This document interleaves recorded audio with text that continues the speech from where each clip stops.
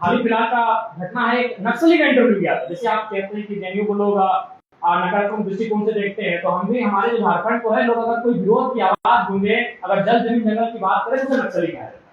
तो एक नक्सली का इंटरव्यू लिया गया था, उसने स्पष्ट कहा कि अगर झारखंड की समस्या का समाधान करना है तो 50% समस्या का समाधान केवल भूमि अधिग्रहण कानून से। 50% जो समस्याएं हैं वो केवल और केवल भूमि अधिग्रहण कानून को आप सुदृढ़ कर दीजिए, मजबूत कर दीजिए, झारखंड की आधी समस्याएं खत्म हो जाएगी। तो इसलिए हम चाहते हैं, चूंकि जिस आवाज को हम लोग सदन में रखना चाहते थे, हम लोग चुनाव जीत नहीं पाए, आता सदन में तो नहीं रख पाएंगे, लेकिन हम जेएनयू परिसर में हैं, जेएनयू के छात्र परिवार के बीच में है, माननीय अध्यक्ष के बीच हम उपस्थित हैं। जब जेएनयू में कभी कोई विमर्श हो, कभी विचार मंथन चिंतन का कोई कार्यक्रम हो, हम चाहेंगे कि झारखंड के मुद्दों को भी आप चर्चा करें। बेशक सदन में हमारी आवाज कोई ना बने, हम चाहेंगे जेएनयू के परिसर में हमारी आवाज को रखी जाए, हमारी आवाज को सुनी जाए, हमारी विचारों पर चिंतन मंथन किया जाए, हमारे मुद्दों पर चिंतन मंथन किया जाए, ये हम जेएनयू परिवार से अपेक्षा करते हैं। तो कुल मिलाकर ये झारखंड की समस्याएं हैं और उन समस्याओं को लेकर लगातार हम लोग संघर्ष कर रहे हैं और संघर्ष करते करते आज कई पीढ़ी बीत चुके हैं। आज हमारे दादाजी अपने नेक्स्ट पीढ़ी को विरासत में आंदोलन देकर गए, वो पीढ़ी हमें विरासत में आंदोलन देके जा रही है। ये झारखंड की परिस्थितियां, तो इसलिए इसका समाधान निसंदेह उस सदन में है। उस सदन में जो लोग बैठे हैं उनके कलम में है, लेकिन उनकी चाहत क्या है, वो चाहते क्या है। अगर उनमें सामाजिक न्याय है, अगर उनमें सामाजिक समरसता है, तो मुझे लगता है इस समस्या का समाधान करने में पल भर की देरी नहीं लगेगी। लेकिन वे लोग चाहते हैं कि लोग हास्य में रहें, उनकी जय जयकार करें, उनका जिंदाबाद मुर्दाबाद करें, तो शायद ये प्रयास भी ना करें, नहीं तो आज 70 साल नहीं बीत जाते। इसलिए मैं आपको एक ताजुब की बात बताना चाहूंगा। आज सेव की बात कही जाए तो सेव आपका कश्मीर में मिलता है, लेकिन जब कश्मीर का सेव हमारे झारखंड में जाता है तो ऑटोमेटिकली रेट में अंतर आता है। अगर कश्मीर का सेव आपके दिल्ली में मिलेगा तो रेट में अंतर आएगा। ठीक उसी प्रकार दक्षिण भारत में आपका नारियल पाया जाता है, जो रेट दक्षिण भारत के नारियल का दक्षिण भारत में वो रेट दिल्ली में नहीं है, लेकिन हमारा कोयला का रेट पूरे ऑल ओवर इंडिया में ही है। क्यों है मुझे आइडिया। यानी हमारे राज्य के साथ इस प्रकार का शोषण दोहन है, जिस व्यथा को हम लोग सदन में रखना चाहते थे, इसलिए लोकसभा का चुनाव लड़े, लेकिन अवसर इस बार नहीं मिला है। जब अवसर मिलेगा अपनी राज्य की व्यथा को वहां तक जरूर पहुंचाएंगे, उसका समाधान लेकर। लगभग 27% कोयला अकेले देते हैं। प्रमुख 8 यूनिट हैं कोयला के, शायद 2 सब्सिडी टाइप के हैं। प्रमुख 8 यूनिट हैं कोयला के, जैसे जानकारी है, बीच का मैं अध्ययन नहीं किया हूँ, उनमें 4 यूनिट हमारे झारखंड में है, लेकिन कोल इंडिया का हेडक्वार्टर कलकत्ता में। हमें कलकत्ता से कोई आपत्ति नहीं, न कलकत्ता के लोगों से। मेरा ये तर्क है कि जमीन हमारी गई, एक नहीं, एक कोयला की परियोजना में 100 गाँव हो जाएगा और गाँव के अंदर से आग निकलती है। उस आग के बाद न जाने कई प्रकार के ऐसे गैसेस निकलते हैं जिससे हमें महामारियों के रूप में सामना करना पड़ता है।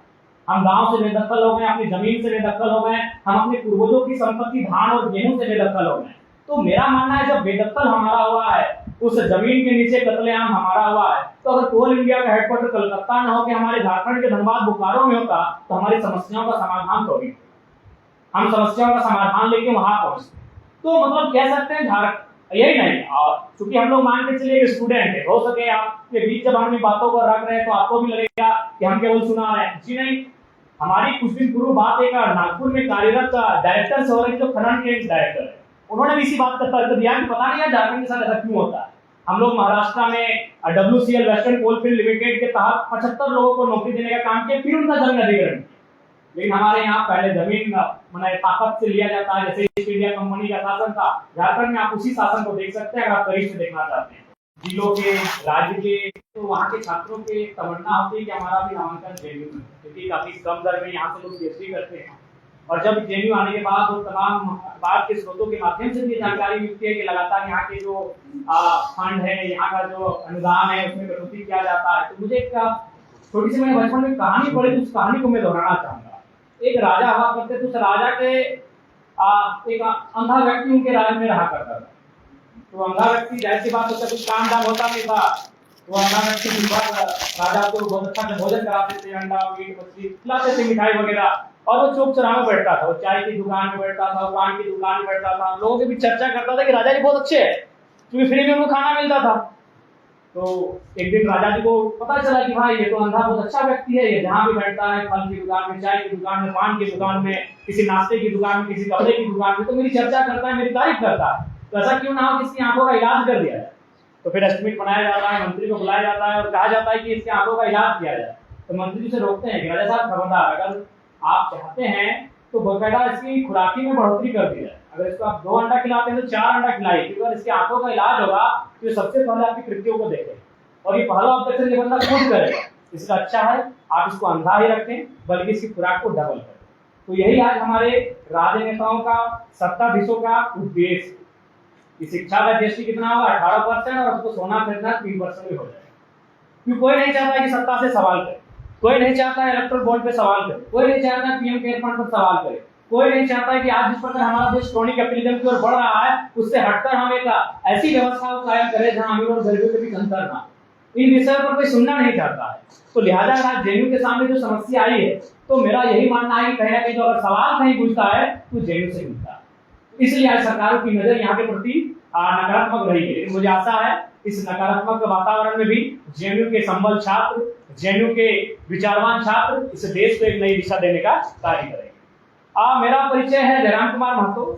मैं भी आपकी तरह एक साधारण परिवार से, एक किसान परिवार का बेटा हूँ और 2 वर्ष पूर्व मैंने एक छात्र मूवमेंट में एंट्री करने का काम किया था। और जब मैंने मीडिया के सामने में आया, उनके बीच सभाओं में मैंने अपनी बातों को रखने लगा, तो लोगों के बीच हमारा प्रचार प्रसार होने लगा, लोग मुझे डिमांड करने लगे, मैं उनके बीच जाने लगा। और चूंकि जब लोग मुझे सुनने लगे तो मेरे साथ भी होने लगे। तो लोगों ने मुझे कहा कि अब आप स्टूडेंट लीडर ना होकर अगर आप कुछ मुद्दों पर अगर हमारा साथ देंगे तो बेहतर होगा। तो झारखंड का सबसे बड़ा मुद्दा आता है जमीन को लेकर, क्योंकि वो माइंस एरिया है, आप लोग भी जानते हैं। सबसे ज्यादा कोयला हम देते हैं, सबसे ज्यादा खनिज संपदा हम देते हैं, 40% देते हैं, 27% कोयला हम देते हैं। तो उन मुद्दों पर हमारी एंट्री होने लगी, विस्थापन के मुद्दों पर हमारी एंट्री होने लगी। और मैं आज आपको बताना चाहूंगा, जब मैं दिल्ली आ रहा था तो कुछ महिलाओं का टीम मेरे पास पहुंचे और उन महिलाओं की टीम ने हमसे कहा कि बाबू आप दिल्ली जा रहे हैं तो सदन इस बात को उठाइएगा, क्योंकि गांव भर की महिलाएं हैं, उनको उतना आइडिया नहीं कि हम संसद जा रहे हैं, कहाँ जा रहे हैं। उनको ये अभी भी मालूम नहीं कि हम चुनाव तो हारे हैं। आज भी उनको लगता है कि हम चुनाव सांसद है, उनके एमपी हैं और वो 1942 का डॉक्यूमेंट लेके आए। 1942 का डॉक्यूमेंट लेके आए।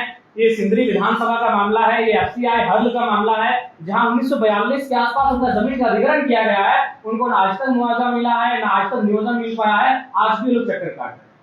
तो बिल्कुल धनंजय राव ने बढ़िया बात कहा कि क्षेत्र मुद्दा कुछ नहीं होता, एक्चुअली नेशनल मुद्दा होता है।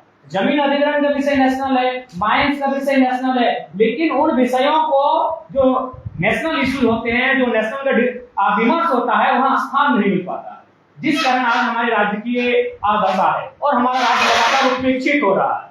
तो इसलिए आज जब हम लोग पॉलिटिक्स में आए, आप लोगों से सुनते होंगे कि मैंने कई दर्जन जूते घिस जाते हैं जब उनको एक पार्षद का चुनाव लड़ने का ऑफर मिलता है किसी पार्टी से। और आप विश्वास कीजिए, हम लोग फर्स्ट अटेम्प्ट में, अभी 1 साल नहीं हुआ, 18 जून आएगा तब हम लोग का 1 साल होगा कि हम लोगों ने घोषणा किया था चुनाव लड़ेंगे। यानी 1 साल के कम समय में हम लोग चुनाव लड़े और बकायदा हम लोग 8 लाख वोट लेके आए। 8 लाख, और जिस सीट से हम गिरिडीह से लड़े थे 3,47,000 वोट लेके आए, अभी इंडिपेंडेंट और फर्स्ट अटेम्प्ट। ये मैं भारत की बात नहीं करूंगा, लेकिन झारखंड के इतिहास में ये फर्स्ट अवसर, ये पहला अवसर है कि कोई लड़का 1 साल के दरमियान चुनाव लड़ता है और पहले प्रयास में 3.5 लाख वोट लेके आता है। 27-27.5%। जो दूसरे स्थान पे थे उनका 29 था, जो पहले पायदान पे थे उनका 34 से 35 था। तो ये कहीं ना कहीं हम लोगों ने क्लियर कट बात किया, हम लोगों ने टू द पॉइंट बात किया, उन समस्याओं को निराकरण करने पर बात किया, इसलिए लोगों का हमने भरोसा दिया। अब बिल्कुल जब ये देश का चुनाव था तो लोग देश स्तर की बातें करते थे, कई न्यूज़पेपर और चैनल इस बात को भी लिखते थे कि राम के नाम के आगे कब तक टिकेंगे जरा। और जब हमसे सवाल होता था कि आप कब तक इनका मुकाबला करेंगे, हमने कहा कि हमारी लड़ाई होती है, हमारी लड़ाई विस्थापन की है, हमारी लड़ाई पलायन की है। और जब तक ये विषय, ये रोटी और पेट की आग का विषय सबसे ऊपर रहेगा, तब तक हम इस चुनाव में रहेंगे। और लिहाजा चुनाव में हम लोग रहें। और चुनाव में हम लोग का पिछड़ने का कारण यही था, जो दुनिया जानती है कि 3-3.5 लाख वोट एनडीए के रहते हैं साइलेंट, और 3.5 लाख वोट ठीक उसके अपोनेंट के रहते हैं कि जो उसको हरा पाएगा।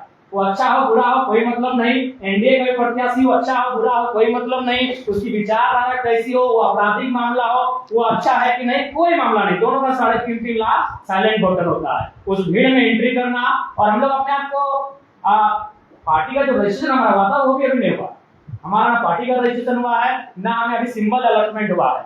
8 लोकसभा में हम लोगों को 4 सिंबल मिला, मेरा गैस सिलेंडर था, हमारे 2 साथियों का केची था, एक का गन्ना किसान था, 2 का हेलमेट था।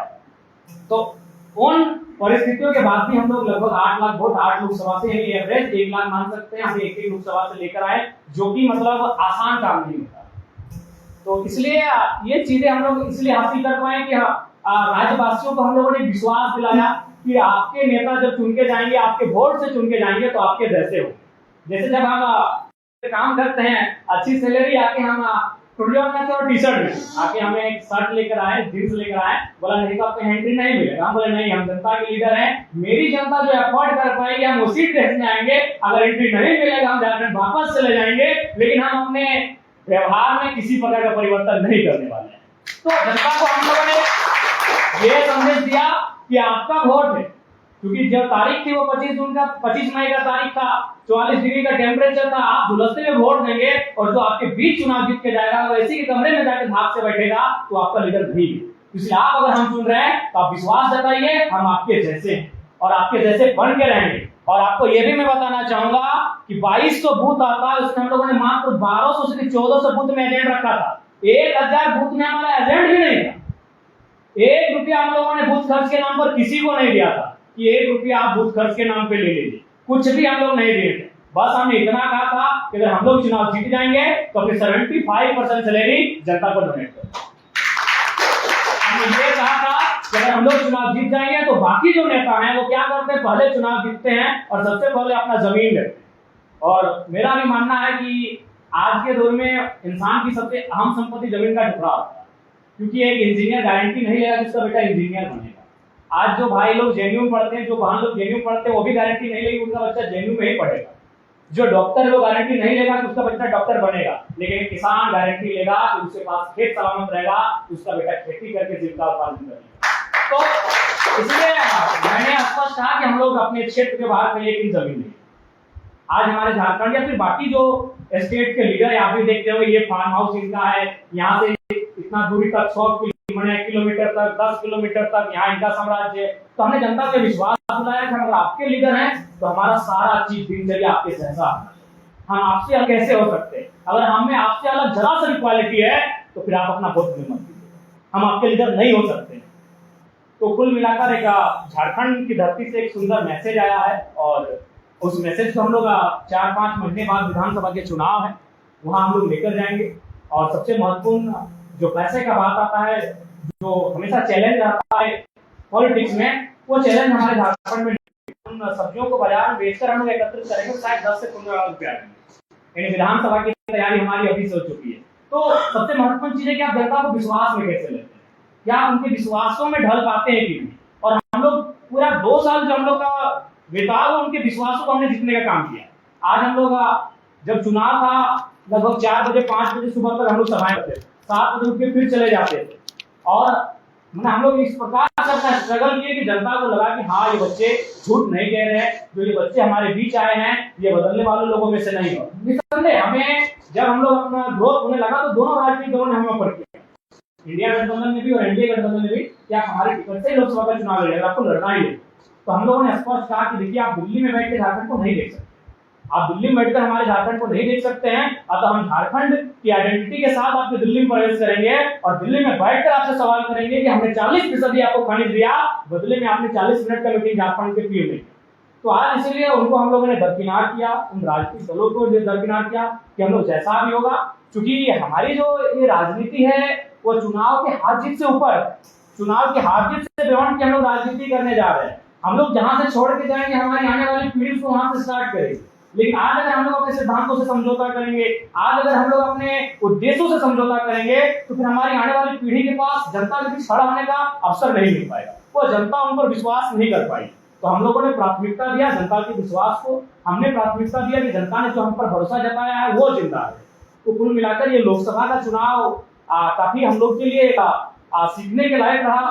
और अब थोड़ा सा बात करते हैं झारखंड के विषय में। देखिए झारखंड जो है उसके नाम में ही छुपा हुआ है कि झारखंड का असल अर्थ क्या है। झाड़ का मतलब होता है जंगल और खंड का मतलब होता है जमीन। तो अगर हमारे राज्य को अगर देखा जाए और अगर हमारे राज्य को सुरक्षित किया जाए तो बस उसके नाम को सुरक्षित किया जाए, झाड़ यानी जंगलों। अगर हमारे जंगल सुरक्षित हो जाएंगे, हमारे जंगलों का अवैध कटाई नहीं होगा, उद्योगपतियों के हाथों में हमारे जंगलों का बेचा नहीं जाएगा, तो हमारा